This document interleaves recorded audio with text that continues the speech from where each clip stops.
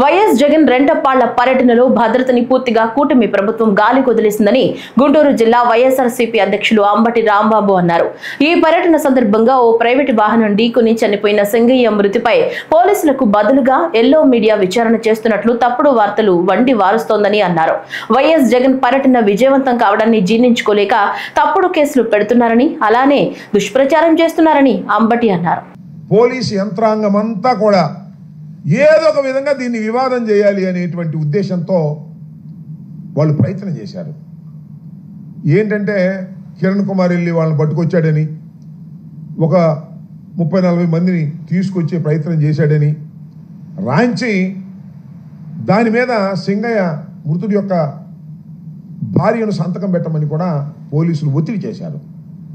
అప్పుడు కిరణ్ కుమార్, అక్కడ మా ఇన్ఛార్జ్ కిరణ్ కుమార్, అదేవిధంగా కోటేశ్వరరావు జెడ్పీటీసీ వాళ్ళు అడ్డం తిరిగి వీళ్ళు చెప్పింది మీరు రాసుకోండి అని చెప్తే అప్పుడు గత్యంతరం లేని పరిస్థితుల్లో వీళ్ళు చెప్పింది రాసుకున్నారు తప్ప లేకపోతే ప్రీ ప్లాన్డ్గా రాసుకొచ్చారు.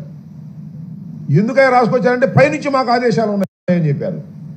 ఆ తర్వాత నేను వెళ్ళి కూడా వాళ్ళకి చెప్పాను, మీరు ఏమి చెప్పాలనుకుంటున్నారో అది వాళ్ళు రాసిన దాన్ని చదువుకొని మీరు సంతకం పెట్టమన్న తర్వాత ఆ చీలి సింగయ్య గారి భార్య, వారి బంధువులు కూడా చదువుకొని వారు చెప్పిందే రాసి ఇచ్చారు. లేకపోతే దానిలోనే ఎవరో ఒకరిని పెట్టాలనేటువంటి కుట్ర అప్పుడే ప్రారంభమైందని ఈ సందర్భంగా నేను చెప్పదలుచుకున్నాను.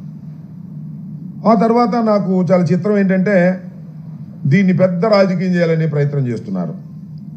ఇవాళ అసలు ఇన్వెస్టిగేషన్ అథారిటీ అనేది పోలీస్ డిపార్ట్మెంట్ లాగా లేదు. ఆంధ్రజ్యోతి, ఈనాడు వాళ్ళే ఇన్వెస్టిగేషన్ అథారిటీ, వాళ్ళే కేసు ఇన్వెస్టిగేషన్ చేస్తున్నారు. సింగయ్యను బలి తీసుకున్న జగన్ వాహనం, నాకు అర్థం కాలేదు. ఇది అన్ యాక్సిడెంట్. ఆయన చనిపోయిన మాట వాస్తవం, పోస్ట్ మార్టం చేశారు, యాక్సిడెంట్ జరిగింది.